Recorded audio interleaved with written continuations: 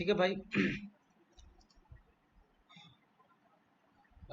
अब बात करते हैं एक नए चैप्टर की जिसका नाम है SHM या सिंपल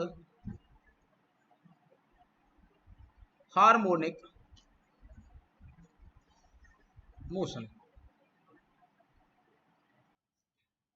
ठीक है, इस सिंपल हार्मोनिक मोशन में क्या होता है? देखो भाई, कई तरीके के मोशन होते हैं, ऑसिलेटरी, वाइब्रेटरी, इन सब के बारे में बात करते हैं। तो सबसे पहले बात करते हैं ऑसिलेटरी मोशन क्या होता है। ऑसिलेटरी मोशन होता है जब भी कोई पार्टिकल एक मीन पोजीशन के अराउंड, एक पॉइंट के around two and fro motion करता है। अब ये टू एंड फ्रो मोशन कैसा होता है? मान ली एक पॉइंट है, इसके around particle to and fro motion कर रहा है, मतलब कभी राइट में जा रहा है, फिर लौट के इसी पॉइंट पे आ रहा है, फिर लेफ्ट में जा रहा है, फिर से लौट के आ रहा है। तो इस मोशन को बोलते हैं टू एंड फ्रो मोशन। जैसे आप मेरे इसमें देखो, जैसे मेरा ये टच है, पेन टच है, तो इसको अगर मैं ऐसे ऐसे करा रहा हूँ, मीन पोजीशन के around two and fro motion करा रहा हूँ, तब इस मोशन को बोलूंगा मैं ऑसिलेटरी मोशन या वाइब्रेटरी मोशन। ठीक है, तो ऑसिलेटरी या वाइब्रेटरी मोशन क्या होता है कि पार्टिकल एक मीन पोजीशन के around two and fro motion करते हैं। तो इस वर्ड को ध्यान रखो, टू एंड फ्रो मोशन। अब देखो भाई, अब टू एंड फ्रो मोशन होता है तो जिस पॉइंट के अराउंड करते हैं उस पॉइंट को बोलते हैं मीन पोजीशन। क्या बोलते हैं? Mean position. अभी मीन पोजीशन एक ऐसा पॉइंट होता है जिस पॉइंट पर पार्टिकल पर लगने वाला नेट फोर्स होता है जीरो। जब ये टू एंड फ्रो मोशन करेगा तो ये मेरा मीन पोजीशन हो गई।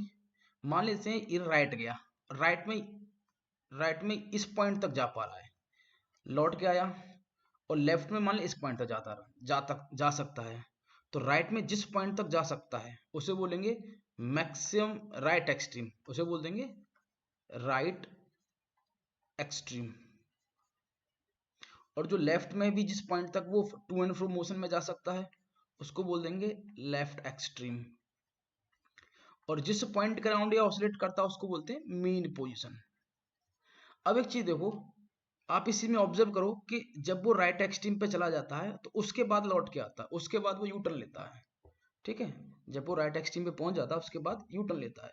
तो यू टर्न लेगा कोई आदमी, अगर स्ट्रेट मोशन में यू टर्न ले रहा है तो इसका मतलब वहां उसकी वेलोसिटी जीरो ही होगी। तो इन पॉइंट पर वेलोसिटी जीरो होगी, राइट एक्सट्रीम और लेफ्ट एक्सट्रीम, इन दोनों पॉइंट पर v क्या हो जाएगा मेरा? जीरो। इन पॉइंट पर भी v क्या होगा? जीरो। अब इस ऑसिलेटरी मोशन के थोड़े से बिहेवियर में जाओ आप, ये हो क्या रहा है? हो ये रहा है कि मान लेते हैं, हो ये रहा है कि पार्टिकल यहाँ है, ठीक है, ये इसका मीन पोजीशन है। मीन पोजीशन मतलब इस पॉइंट पर नेट फोर्स जीरो। जब ये आगे जा रहा है तो आगे जाने के बाद ये रुक जाता है। होता ये है कि मीन पोजीशन पे इसके पास सबसे ज्यादा मैक्सिमम वेलोसिटी होती है और एक्सट्रीम पॉइंट पर सबसे मिनिमम वेलोसिटी होती है या जीरो वेलोसिटी होती है। तो देखो, होता ये कि जैसे ही राइट में जाता है इस पे जो फोर्स लगता है वो पीछे की तरफ लगता है, क्योंकि अगर ये देखो मीन पोजीशन पे इसके पास सबसे ज्यादा वेलोसिटी है और जैसे जैसे आगे जाता जाता है इसकी स्पीड कम होती चली जाती है। इसका मतलब जैसे जैसे फॉरवर्ड डायरेक्शन में मूव कर रहा है इस पर फोर्स लग रहा है पीछे की तरफ। ठीक है, तो जब ये आगे घूम रहा है तो फोर्स लग रहा है पीछे, इसका मोशन आगे है। ठीक है, या ऐसा कह सकते हैं जब जब ये राइट साइड में है तब तक इस पर फोर्स लगेगा लेफ्ट की तरफ। तो देखो, स्टार्टिंग में मान लेते हैं इसको मीन पोजीशन पे मैंने कुछ वेलोसिटी देके छोड़ा है, इसकी तरफ मान लो 10 मीटर पर सेकंड की स्पीड देके छोड़ा है। तो जैसे जैसे आगे जाएगा इसकी स्पीड कम होती चली जाएगी और इस पॉइंट पर जाते जाते इसकी स्पीड हो जाएगी जीरो। तो 10 मीटर पर सेकंड से इसकी स्पीड हो गई जीरो, तो मतलब कंटिन्यूसली घटी है। अगर घटी है तो मतलब इस पर जो भी एक्सेलरेशन है इसकी वेलोसिटी के अपोजिट होगा, ये फोर्स इसकी वेलोसिटी के अपोजिट होगा। जैसे जैसे आगे जा रहा है तो फोर्स इस पर पीछे है। ठीक है, तो अब इस पर फोर्स अपोजिट है तभी तो इसकी वेलोसिटी 10 से कम हुई है। फोर्स अपोजिट मतलब एक्सेलरेशन अपोजिट। और यहाँ देखो, अगर आपका वेलोसिटी सॉरी सॉरी अगर आपका एक्सेलरेशन वेलोसिटी के अपोजिट है तो कभी ना कभी वो वेलोसिटी को जीरो कर ही देगा। तो यहाँ जाके वेलोसिटी जीरो हो गई, वेलोसिटी जीरो हो गई। अब फाइनली वो किसके डायरेक्शन में मूव करेगा? फोर्स के डायरेक्शन में। तो फिर से वो लौट के आएगा।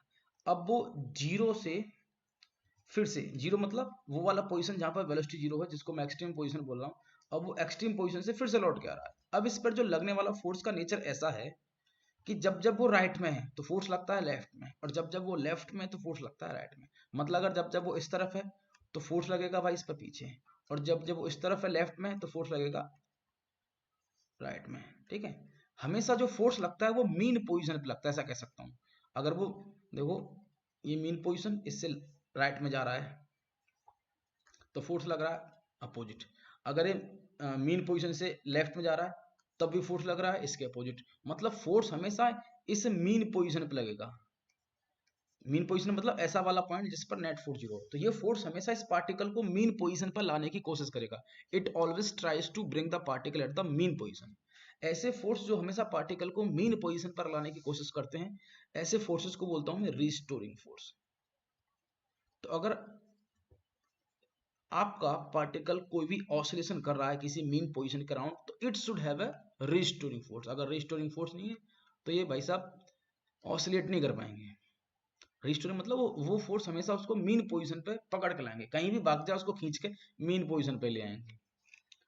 ठीक है भाई, और देखो भाई इसमें हो क्या रहा है, अब कुछ और बात करते हैं। अब देखो मीन, ये जो रिस्टोरिंग फोर्स है वो वर्क कैसे कर रहा है। मान लेते हैं ये मीन पोजीशन है, मैंने इससे इसको 10 मीटर पर सेकंड की कुछ वेलोसिटी दी गई भेजी, और जब ये आगे जाएगा तो फोर्स लगेगा पीछे, क्योंकि रिस्टोरिंग नेचर का है। ठीक है, मतलब जब जब ये राइट में है तब तक फोर्स रहेगा लेफ्ट में, और जब जब ये लेफ्ट में है तो फोर्स रहेगा राइट में। अब इस पहले केस में राइट में जा रहा है तो राइट में जा रहा है, फोर्स लग रहा है पीछे, एक्सेलरेशन पीछे, तो इसकी वेलोसिटी जीरो हो जाएगी, और जहां वेलोसिटी जीरो हो जाएगी वहां ये मूवमेंटरी रुकेगा, और फाइनली ये फोर्स की डायरेक्शन में चलेगा। तो इसको ऐसे करके लौट के आना पड़ेगा। ठीक है, जब ये मीन पोजीशन पे आ गया तो 10 से गया था और 10 से ही लौटेगा। जब वो लौटेगा तो इसकी स्पीड 10 मीटर पर सेकंड होगी लेफ्ट में। अब जैसे ही ये इस मीन पोजीशन को ओवरशूट कर जाएगा, इसको क्रॉस कर जाएगा, तो ये भागेगा लेफ्ट में। अब फोर्स का नेचर कैसा है, रिस्टोरिंग। अगर ये लेफ्ट में जा रहा है तो फोर्स लगेगा राइट में। ठीक है ना, मतलब ऑलवेज सेंटर की तरफ है। तो जैसे ही आगे निकल गया तो फोर्स लगने लगेगा अब इस पे पीछे की तरफ, क्योंकि ये रिस्टोरिंग नेचर का है, हमेशा फोर्स मेरा मीन पोजीशन की तरफ लगेगा।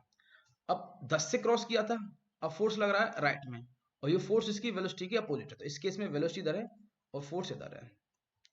तो इसको वेलोसिटी को घटाएगा और कहीं जाके इसकी वेलोसिटी फाइनली जीरो हो जाएगी। जब वेलोसिटी जीरो हो जाएगी तो जीरो होने के बाद वो फाइनली फोर्स की डायरेक्शन में मूव करेगा, तो फिर ये ऐसे करके लौट के आ जाएगा। जब वो लौट के आ रहा है, देखो एक बार इसकी वेलोसिटी जीरो हो गई तो इसका फाइनल जो मोशन है वो in the direction of force ही होगा। क्योंकि अगर मैं v बराबर u प्लस ए टी देखूं, तो अगर मेरा किसी मूवमेंट पर u जीरो हो गया तो उसकी वेलोसिटी किस तरफ होगी, जिस तरफ मेरा एक्सेलरेशन वेक्टर है या जिस तरफ फोर्स है। तो फिर वो इस एक्सट्रीम से, देखो इस वाले पॉइंट को बोलता हूं मैं राइट एक्सट्रीम। राइट एक्सट्रीम का मतलब है यहां तक वो राइट साइड में जा सकता है, और इस वाले पॉइंट को बोलूंगा लेफ्ट एक्सट्रीम। लेफ्ट एक्सट्रीम मतलब जहां पर v मेरा हो जाता है जीरो, राइट एक्सट्रीम पर भी v zero.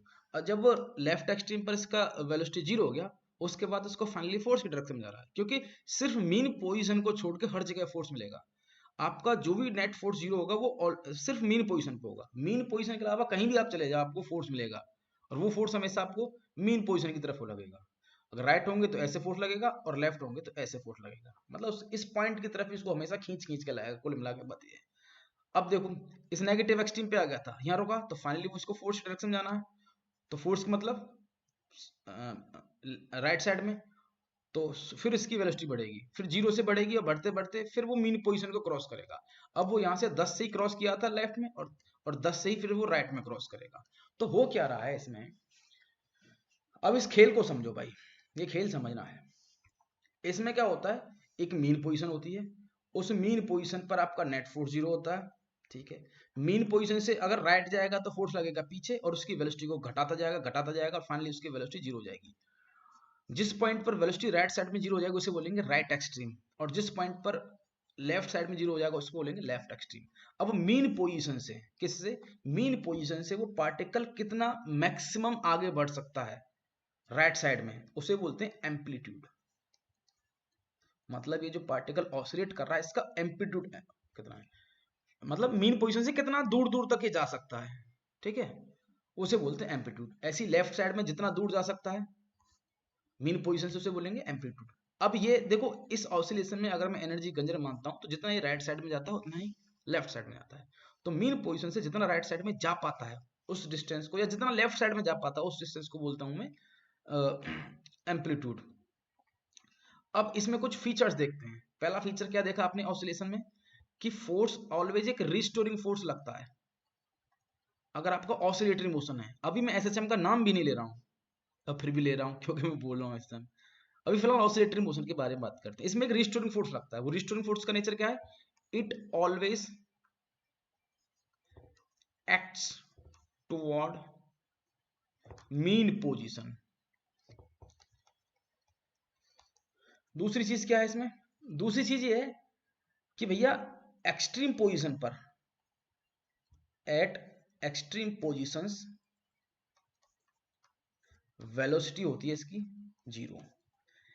Eight mean position force होता है मेरा 0। फोर्स में भी नेट फोर्स, नेट फोर्स को रिस्टोरिंग फोर्स बोलते हैं। At mean position net force 0 होता है, वेलोसिटी क्या होती है, मैक्स होती है। और चीज क्या बोल रहा हूं मैं, और एक चीज ये है कि क्या बोल गया मैं, हाँ, एम्पलीट्यूड क्या होता है, मीन पोजीशन से वो मैक्सिमम जितना जा पाता है लेफ्ट या राइट में उसे बोलते हैं एम्पलीट्यूड। तो एम्पलीट्यूड क्या है मेरा, maximum distance from mean position, from mean position, ये टुवर्ड्स मीन पोजीशन, ये टुवर्ड्स राइट और लेफ्ट। ठीक है, तो मीन पोजीशन से वो कितना जा सकता है, वो राइट एक्सट्रीम पर जा सकता है। तो मीन पोजीशन से राइट एक्सट्रीम की दूरी को बोलते हैं एम्पलीट्यूड। अब हम कौन से वाले फोर्सेस को रिस्टोरिंग फोर्स बोलते हैं। अब रिस्टोरिंग फोर्स के नेचर कैसे होते हैं वो देखना चाहिए। अब देखो भाई, जो भी फोर्स जो हमेशा x की nth पावर के प्रोपोर्शनल होते हैं, x क्या होता है, x से मेरा displacement from MP mean position. ऐसे फोर्स जो पोजीशन डिपेंडेंट है, x क्या है, पोजीशन फ्रॉम मीन पोजीशन, और इसमें n की वैल्यू क्या होनी चाहिए, 1 3 5 7, जनरली ऑड होनी चाहिए। ये फ्रैक्शन भी हो सकती है पर 1/2 नहीं होगी, 1/3 हो जाएगी, क्योंकि 1/2 का फिर आप रूट नहीं ले पाओगे। ठीक है ना, आप ऑड फंक्शन ले सकते हो। तो अगर आपके जो फोर्स इस तरीके से हैं कि वो पोजीशन डिपेंडेंट है, ठीक है, और पोजीशन की किसी पावर पे डिपेंड है, 1 3 5 7 कोई भी पावर चलेगी, तो ऐसे फोर्सेस के अंडर अगर कोई पार्टिकल मोशन कर रहा है, ठीक है, तो उनको बोलते हैं रिस्टोरिंग फोर्स। अब इसमें एक चीज होती है, जो फोर्स जो वेक्टर है वो हमेशा आपके पोजीशन वेक्टर के क्या होना चाहिए, अपोजिट होना चाहिए। मतलब अगर आपका पोजीशन मीन पोजीशन से आपका पार्टिकल की पोजीशन अगर राइट में, तो आपका फोर्स लगना चाहिए लेफ्ट में। तो मतलब एफ वेक्टर और एक्स वेक्टर के बीच में आपका जो क्या नाम है, माइनस होना चाहिए। माइनस क्या रिप्रेजेंट कर रहा है कि अपोजिट है। ठीक है, तो ऐसे फोर्स जो x की nth पावर के प्रोपोर्शनल होते हैं और n में 1 3 5 ऑड नंबर आते हैं, और साथ में जो फोर्स वेक्टर है वो हमेशा पोजीशन के अपोजिट डायरेक्शन में लगते हैं, तो ऐसे फोर्सेस को बोलते हैं रिस्टोरिंग फोर्स। क्या बोलते हैं, रिस्टोरिंग फोर्स। तो उसमें F बराबर माइनस के एक्स रिस्टोरिंग फोर्स हो जाएगा। एक्चुअली माइनस मतलब है एक नोटेशन है, F बराबर माइनस के एक्स क्यूब, ये भी एक रिस्टोरिंग फोर्स हो जाएगा। F बराबर माइनस के एक्स की पावर 5, ये भी रिस्टोरिंग फोर्स हो जाएगा। तो अगर ऐसे फोर्सेस एक्ट करेंगे किसी पार्टिकल पर जिन फोर्सेस के अंडर वो ऑसिलेट कर रहा है, जिन फोर्सेस के अंडर है, तो वो मोशन आपके ऑसिलेटरी मोशन होंगे। अब एसएचएम किसे बोलते हैं, अगर कोई पार्टिकल किसी रिस्टोरिंग फोर्स के अंडर वर्क कर रहा है और इस तरीके से चल रहा है या मोशन कर रहा है कि उस पर लगने वाला फोर्स वो x की फर्स्ट पावर के प्रोपोर्शनल है और साथ में वो रिस्टोरिंग भी है, मतलब f vector minus f vector और x वेक्टर के बीच का अपोजिट डायरेक्शन में। तो ऑसिलेटरी केस का स्पेशल केस मेरा सिंपल हार्मोनिक मोशन है। अगर कोई बॉडी इस तरीके से, बॉडी पर लगने वाला फोर्स इस तरीके का है कि उसकी जो फोर्स x का पोजीशन डिपेंडेंट है, पोजीशन की फर्स्ट पावर पर डिपेंडेंट होना चाहिए। ऑसिलेटरी में तो सारे फोर्स ये भी चल जाएगा, ये भी चल जाएगा, ये भी चल जाएगा। पर आपको कौन सा, अगर मुझे को एसएचएम देखना है, सिंपल हार्मोनिक मोशन देखना है, उसमें जो फोर्स है वो एक्स की फर्स्ट पावर के प्रोपोर्शनल होना चाहिए। तो ऐसे फोर्स के अंडर अगर कोई पार्टिकल मूव कर रहा है तो उसका मोशन होगा सिंपल हार्मोनिक मोशन। अब आप एक चीज देखो, ये हार्मोनिक का मतलब क्या होता है। जनरली हार्मोनिक का मतलब होता है साइन एंड कोसाइन। तो अगर कोई भी मोशन सिंपल हार्मोनिक है तो उसके मोशन को, मतलब किसी भी टाइम टी पर उस मोशन का जो पोजीशन है उसके मोशन को मैं साइन और कोसाइन के टर्म में अगर रिप्रेजेंट कर पा रहा हूं तो वो मोशन मेरा सिंपल हार्मोनिक है। हार्मोनिक का मतलब होता है साइन और कोसाइन। अगर मैं किसी के मोशन को, मान लो भाग रहा है, दौड़ रहा है, तो उसका पोजीशन, उसकी वेलोसिटी, उसका एक्सेलरेशन, अगर इन चीजों को मैं अगर साइन और कोसाइन के टर्म में रिप्रेजेंट कर पाता हूं तो मैं बोलूंगा कि मेरा मोशन सिंपल हार्मोनिक है। ठीक है, तो इस केस में देखो अब होता कैसे है वो हम प्रूव करेंगे। तो पहली चीज तो ये समझो कि अगर आपका फोर्स एक्स की फर्स्ट पावर की प्रोपोर्शनल है तो वो सिंपल हार्मोनिक होगा, मतलब वो साइन और कोसाइन के टर्म में मैं पोजीशन को लिख पाऊंगा। That is A sine omega T plus phi naught, या A cos omega T plus phi naught, ऐसे टर्म में लिख पाऊंगा। उसका जो किसी भी टाइम पर पोजीशन है उसको साइन और कोसाइन के टर्म में लिख पाऊंगा। अब इसको प्रूव करते हैं भाई, लिख पाऊंगा तो क्यों आ रहा है सही। ठीक है, तो अब बात करते हैं अब सीधी सीधी एसएचएम की। तो कोई पार्टिकल ले लेते हैं, मान लेते हैं इसका मास m है। ठीक है, ये इसका मीन पोजीशन है और मैंने इसको थोड़ा सा मीन पोजीशन से x डिस्प्लेस किया, तो इस पर जो फोर्स लग रहा है वो मेरा प्रोपोर्शनल टू है x वेक्टर के, x की फर्स्ट पावर की, और माइनस साइन लगाऊंगा। अब इस प्रोपोर्शनलिटी कांस्टेंट को हटाऊंगा, प्रोपोर्शनलिटी को हटाऊंगा तो कांस्टेंट आता है माइनस के। इस के को बोलते हैं एसएचएम कांस्टेंट, इसके को बोलते हैं एसएचएम कांस्टेंट। देखो ये F बराबर के एक्स स्प्रिंग फोर्स जैसा ही है, पर यहां फिलहाल ये अगर फोर्स आपका x के प्रोपोर्शनल है तो इस k को बोलते हैं एसएचएम कांस्टेंट। फिलहाल आप इसको स्प्रिंग कांस्टेंट ना समझें। Net force proportional to x, ये है मेरा एसएचएम कांस्टेंट। कई जगह पर ये एसएचएम कांस्टेंट स्प्रिंग कांस्टेंट ही होगा, या स्प्रिंग कांस्टेंट ही एसएचएम कांस्टेंट का काम करेगा। अब देखो F बराबर के एक्स हो गया, F को क्या लिख सकता हूं मैं, या माइनस के एक्स, ये F क्या है, नेट फोर्स, बराबर एम ए, बराबर एम ए को लिख सकता हूं मैं V D V by D X. तो अब देखो वी डी वी बराबर minus K by M into X D X. ठीक है, अब मैं क्या करता हूं, इसको इंटीग्रेट करता हूं थोड़ी देर के लिए। आप इस के बाई एम एक कांस्टेंट है, ठीक है, इसको आप कांस्टेंट को एक नाम दे दो ओमेगा स्क्वायर। अब हम इसको क्यों नाम दे रहे हैं, ओमेगा स्क्वायर ही क्यों दे रहे हैं, इसको के बाई एम क्यों नहीं रहने दे रहे, या इसको के डैश नाम ही, के बाई एम को आप के डैश ही क्यों ना दे दो। ठीक है ना, वो अभी फिलहाल अब हम नहीं समझते हैं, वो आपको पता चल जाएगा कि मैं इस के बाई एम को ओमेगा स्क्वायर क्यों मान रहा हूँ। फिलहाल के लिए आप ये समझो कि के बाई एम एक कांस्टेंट है, जिस कांस्टेंट को मैं ओमेगा स्क्वायर से रिप्रेजेंट कर रहा हूँ। ठीक है, तो इससे ओमेगा की वैल्यू हो जाएगी रूट के बाई एम। फिलहाल समझ लो, क्योंकि कुछ भी नाम दे सकते हैं भाई, के बाई एम को के डैश बोल दो, पी डैश बोल दो, मैं बोल रहा हूँ ओमेगा स्क्वायर। तो इसको इंटीग्रेट कर दो, मैं इसको विदाउट लिमिट इंटीग्रेट कर रहा हूँ, तो वी डी वी का हो जाएगा आपका वी स्क्वायर बाई टू बराबर के बाई एम को तो मैंने ओमेगा स्क्वायर बोल दिया था, तो minus omega square, x D x का हो जाएगा integration x square by to, और साथ में कुछ कांस्टेंट आएगा सी, जो कि मेरा इंटीग्रेशन कांस्टेंट है। तो ये जो पार्टिकल एक रिस्टोरिंग फोर्स के अंदर चल रहा है, जो फोर्स मेरा F बराबर के एक्स वाला है, तो उसकी वेलोसिटी और x के बीच का रिलेशन ये। अब हमें ये फाइंड करना है कि इसमें c कैसे होगा, c की वैल्यू क्या होगी।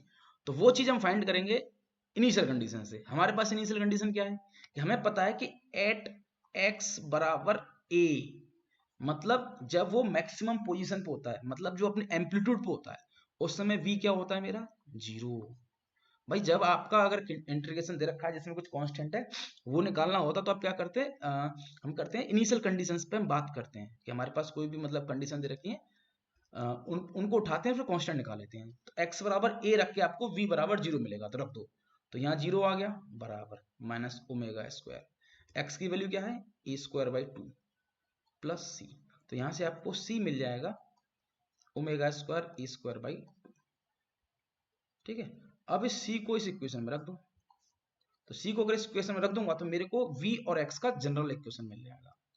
तो देखो भाई तो वी स्क्वायर बाई 2 बराबर minus omega square X square by 2 plus C हो जाएगा मेरा omega square A square by 2।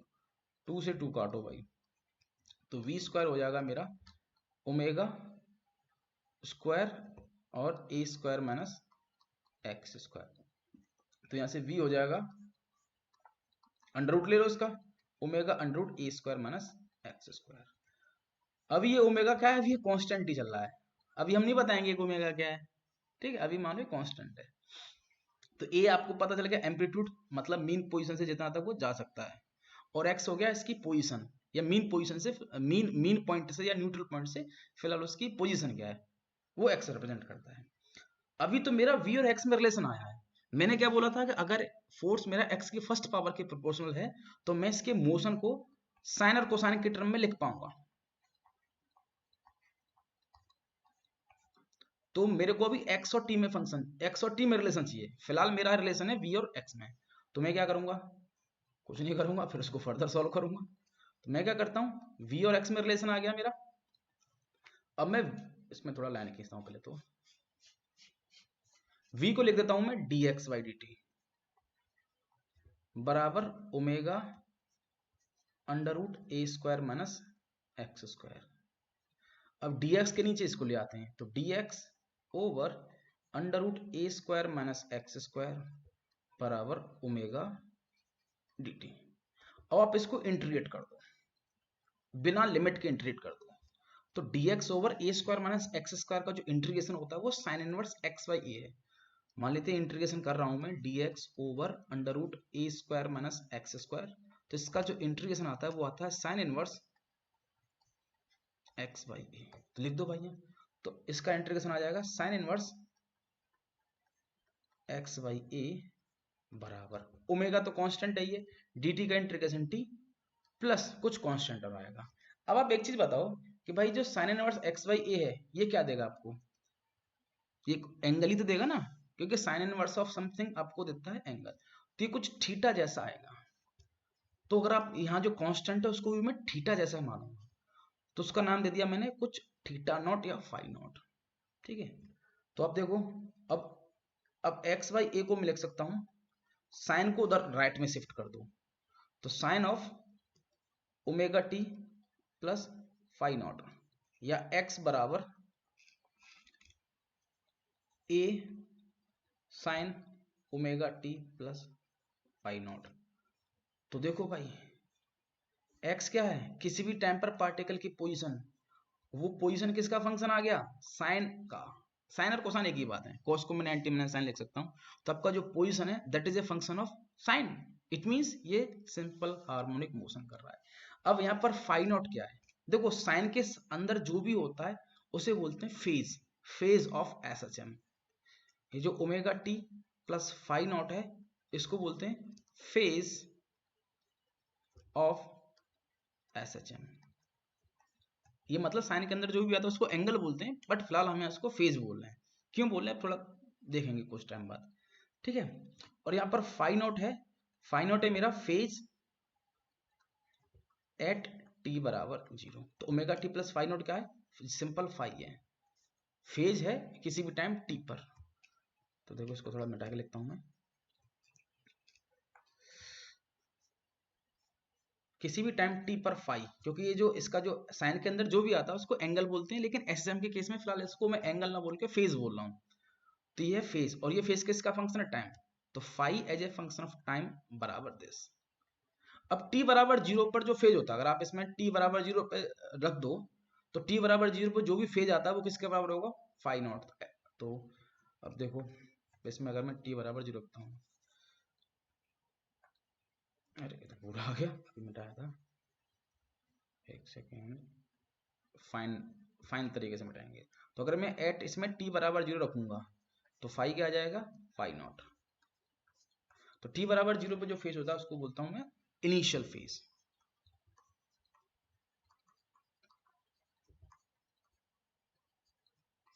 तो अब देखो किसका पोजीशन किसका फंक्शन आएगा, टाइम का। तो वेलोसिटी कैसे निकालेंगे, dx बाई dt भाई, इसको डिफरेंशिएट कर दो, ए साइन ओमेगा टी कितना हो जाएगा, cos omega T plus phi naught. अगर आप साइन के अंदर जाओ तो पहले तो ऊपर चेन रूल से पूरे साइन का कर देंगे, फिर साइन के अंदर जाएंगे तो आपको मिलेगा omega T plus phi naught. तो फाई नॉट तो कांस्टेंट है तो इसका तो जीरो हो जाएगा, ओमेगा भी कांस्टेंट है और ओमेगा के साथ जो टी है उसका आ जाएगा ओमेगा। ठीक है, तो ओमेगा का मैं मल्टीप्लाई कर देता हूँ।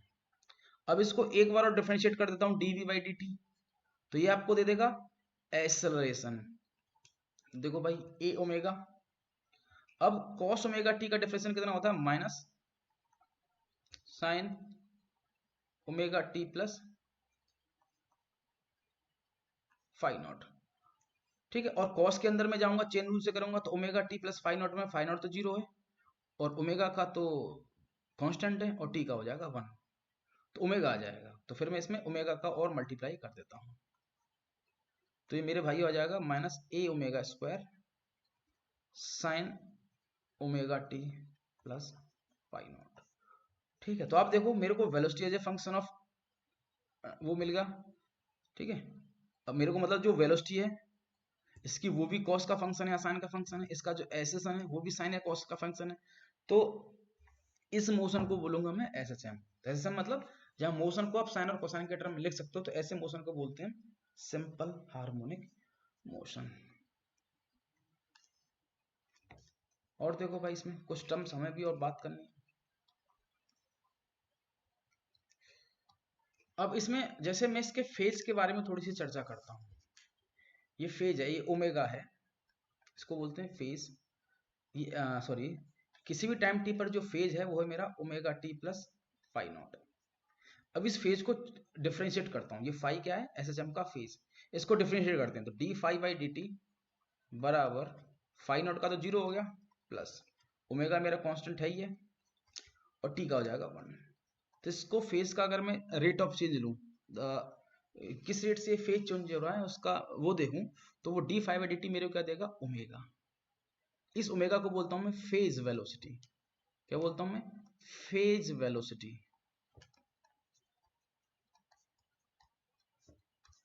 ठीक है, अब एक चीज और देखो भाई, जैसे साइन के अंदर जो भी कुछ आता है वो मेरा एंगल होता है, वो क्या होता है, एंगल।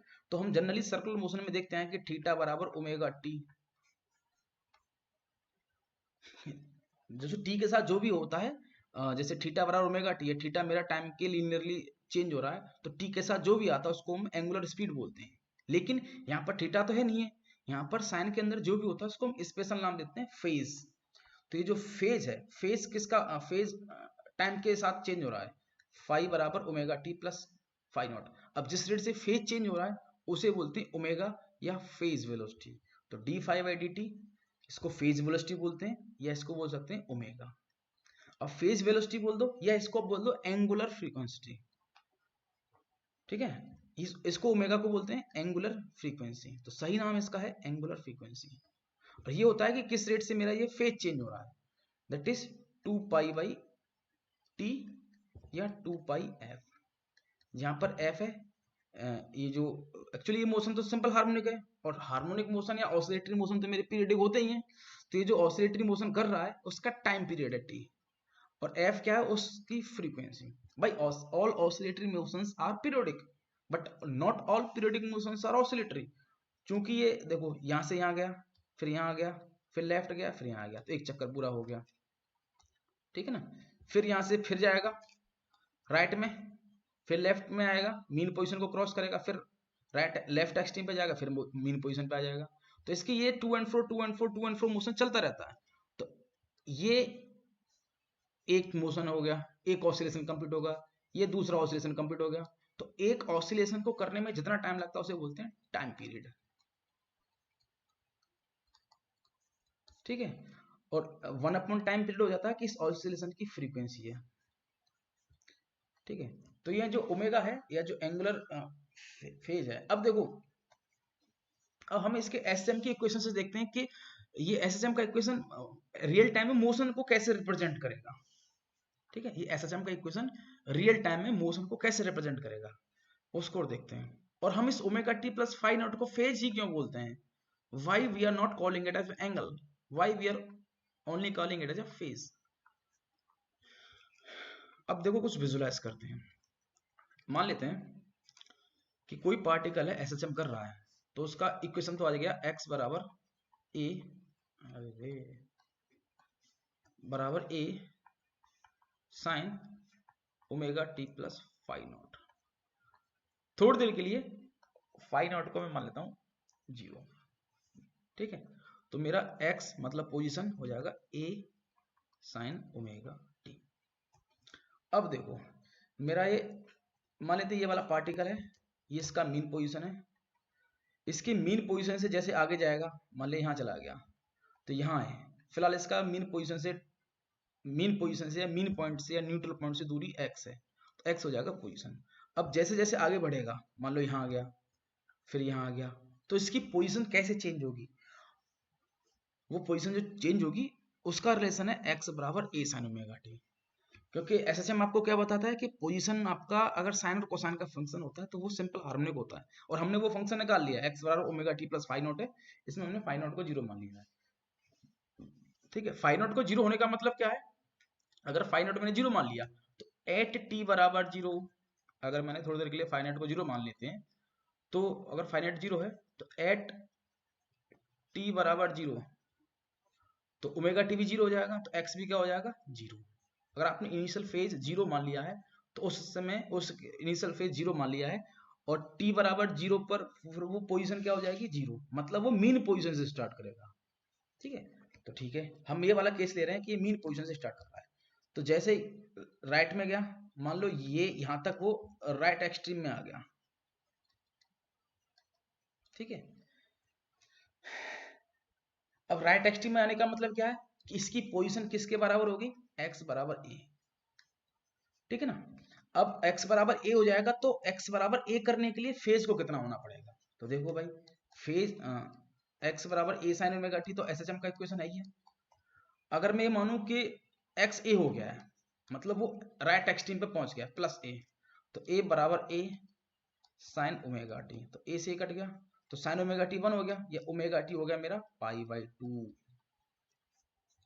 आ रही बात समझ में? तो कुल मिला के बात है, शुरुआत में था तो t बराबर 0 पर ये सारा फेज कितना था 0। जब ये मीन पोजीशन से पहली बार राइट एक्सट्रीम पे चला गया तो फेज कितना हो गया पाई बाई 2। अब मान लेते हैं लौट के ये यहाँ आ गया, लौट के आ गया और फिर से मीन पोजीशन पे आ गया। तो मीन पोजीशन पे आ गया मतलब इसका x क्या हो जाएगा 0। क्या हो जाएगा x 0। तो जब ये मीन पोजीशन पे आ जाएगा तब इसका फेज कितना होगा? तो x बराबर a साइन ओमेगा टी मेरे को पता है, और x की वैल्यू फिलहाल है 0, तो a sign omega T.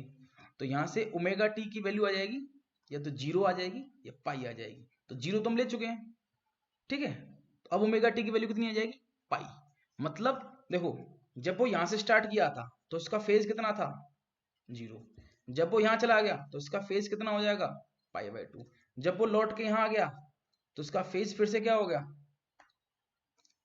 Phase हो गया यहाँ पाई। फिर मान लेते हैं वो यहां चला गया राइट एक्सट्रीम पर, तो जब वो राइट एक्सट्रीम पर चला गया तो उसका पोजीशन हो जाएगा माइनस ए। तो जब x बराबर माइनस ए हो जाएगा तो ये ओमेगा टी फेज कितनी वैल्यू देगा वो देखते हैं। तो रखते हैं भाई इसमें, तो x बराबर a साइन ओमेगा टी, तो x की वैल्यू होगी माइनस ए बराबर a साइन ओमेगा टी, तो a से a कट गया, तो साइन ओमेगा टी की वैल्यू होगी -1। अगर साइन ओमेगा टी की वैल्यू -1 होगी तो यहां से ओमेगा टी हो जाएगा आपका 270 डिग्री। कितना हो जाएगा 270 डिग्री, या पाई प्लस पाई बाई 2, या हो जाएगा ये 3 पाई बाई 2। ठीक है, तो अब देखो जब वो इस राइट एक्सट्रीम पे चला, लेफ्ट एक्सट्रीम पे चला गया, मतलब x बराबर माइनस ए पे चला गया, तो इसका जो फेज है वो कहां चला गया, वो फेज आ गया 270 डिग्री। ठीक है, अब फिर वो लौट के भाई यहाँ राइट लेफ्ट एक्सट्रीम पे जाने का, फिर से उसको मीन पोजीशन पे आना है, तो फिर से मीन पोजीशन आ जाएगा, तो x की वैल्यू फिर क्या हो जाएगी 0। तो अगर मैं अब की बार x 0 रख के देखूं तो देखूं फेज कितना आएगा, तो x बराबर a साइन ओमेगा टी में अगर मैं x की वैल्यू 0 रख के देखता हूं तो 0 बराबर a साइन ओमेगा टी, तो यहां से साइन ओमेगा टी हो गया 0, या ओमेगा टी की वैल्यू कितनी होगी, या तो 0 होगी या पाई होगी या 2 पाई होगी। 0 पाई तो मैं ले चुका, ठीक है। अब कौन सी होगी, 2 पाई। तो कुल मिला के देखो, तो जब ये दोबारा से मीन पोजीशन पे आ गया है तो इसका फेज कितना हो गया, 2 पाई।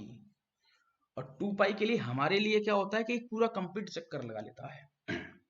तो अब देखो कि इसके एक ऑसिलेशन में, जब इस ऑसिलेशन में एक कंप्लीट चक्कर हो गया है तो फेज मेरा 0 से 2 पाई चल गया है, ठीक है। तो फेज मेरा कहां चल गया है, 0 से 2 पाई। समझ में आ रही बात, हाँ। मैं क्या बोल रहा हूं, अब आप देखो फेज का वेरिएशन देखो कि जब वो मीन पोजीशन पर है t बराबर 0 पर तो फेज है 0, एक्सट्रीम पे चला गया तो 90, फिर से मीन पे आ गया तो 180, फिर से लेफ्ट एक्सट्रीम पे चला गया तो 270, और फिर से लौट के मीन पे आ गया तो 360, 2 पाई, ठीक है। ठीक है, अब ये फेज ही बताता है कि एसएचएम मेरा किस फेज में है। मैं क्या बोल रहा हूँ, ये एसएचएम ही आपको बताता है कि मेरा एसएचएम किस फेज में है। मैं बोल देता हूँ कि भाई मेरे पास एसएचएम का इक्वेशन है y बराबर a sin omega t plus phi naught, और किसी भी टाइम पर ये जो फेज है इसकी वैल्यू मैं बोल देता हूँ भाई पाई बाई 2 है। तो आपको क्या पता चल जाएगा, जब पाई बाई 2 फेज होता है तो मतलब वो राइट एक्सट्रीम पे होता है। अभी मैंने किया ना सॉल्व, अगर किसी भी एसएचएम का फेज मेरा प्लस पाई बाई 2 आ रहा है, इसका मतलब क्या है, अभी वो पार्टिकल राइट एक्सट्रीम पर है, वो मीन पोजीशन से चल के सिर्फ राइट एक्सट्रीम पे है, उसने अभी अपनी क्वार्टर साइकिल कंप्लीट की है। क्वार्टर का मतलब क्या है, मीन पोजीशन से राइट में जाता है, फिर मीन पोजीशन पे आता है, फिर लेफ्ट में जाता है, एक्सट्रीम में जाने के बाद फिर से मीन पोजीशन पे जाता है। तो एक ये, दूसरा, तीसरा, चौथा, तो 4 स्टेप में ये पूरी साइकिल कंप्लीट करता है, ठीक है। तो इस कंप्लीट साइकिल देखो, यहां से यहां तक का टाइम t/4, यहां से यहां तक का t/4, यहां से यहां तक का t/4, यहां से यहां तक का t/4, ठीक है। तो पूरा एक चक्कर लगाने के लिए इसको 4 छोटे छोटे स्टेप चल रहे हैं, 0 से राइट एक्सट्रीम, राइट एक्सट्रीम से फिर से मीन पोजीशन, मीन पोजीशन से लेफ्ट एक्सट्रीम, और लेफ्ट एक्सट्रीम से फिर से मीन पोजीशन। तो 4 टुकड़ों में ऑसिलेशन कंप्लीट करता है। अगर मैं ये बोल रहा हूँ कि भाई इसका फेज पाई बाई 2 है, तो मेरे को क्या आइडिया नजर आ जाएगा, अगर इसका फेज पाई बाई 2 है तो हो ना हो ये अभी राइट एक्सट्रीम पर है।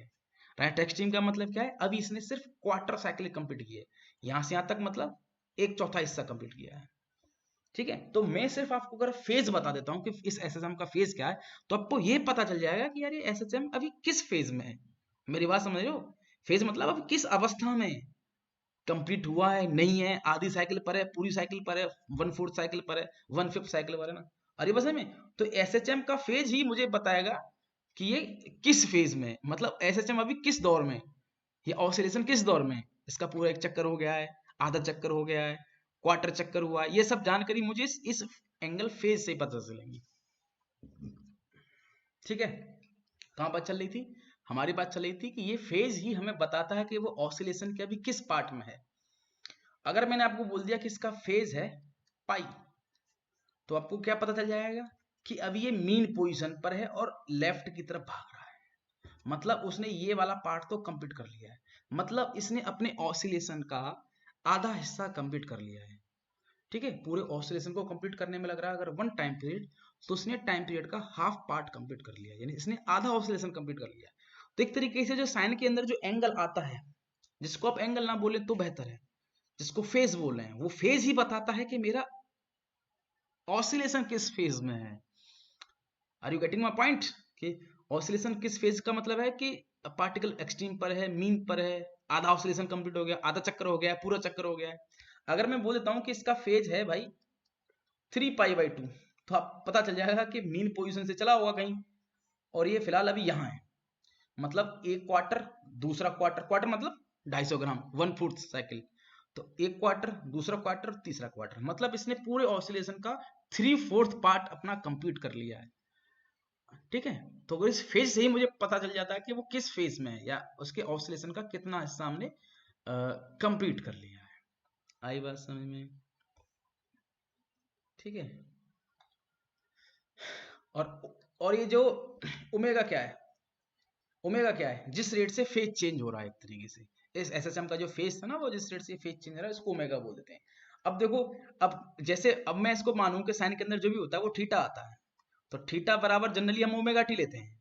अगर हम इसको ओमेगा नहीं मानते ना, तो मेरा ये क्या आता, फाइव ये आ जाता y बराबर a साइन रूट के वाई एम। तो जहां जहां मेरा ओमेगा था वहां वहां मेरा ये रूट के वाई एम आता। ठीक है, अब मुझे पता है टी के साथ जो भी कुछ होता है वो एंगुलर स्पीड या फेज जिस रेट से चेंज हो रहा है वो होता है। तो मैंने इसको रूट के वाई एम को इस पहले से ही ओमेगा मान के चल रहा हूँ, क्योंकि ये अगर मैं ओमेगा नहीं मानता तो हर जगह रूट के वाई एम से रिप्लेस करता उसको। ठीक है, तो टी के साथ फिर मेरा रूट के वाई एम आ जाता, तो वो काम तो ओमेगा जैसा ही करता। तो क्योंकि रूट के वाई एम ओमेगा जैसा काम कर रहा है इसलिए हमको पहले से ही ओमेगा मान लिया है। आज के लिए इतना, नेक्स्ट क्लास में फिर देखेंगे। नेक्स्ट क्लास में देखेंगे कि हम कैसे यूनिफॉर्म सर्कुलर मोशन के प्रोजेक्शन से ऐसे हम देख सकते हैं। तो टॉपिक का नाम लिख देता हूं, पढ़ेंगे कल नेक्स्ट क्लास में। फिलहाल के लिए इतना ही।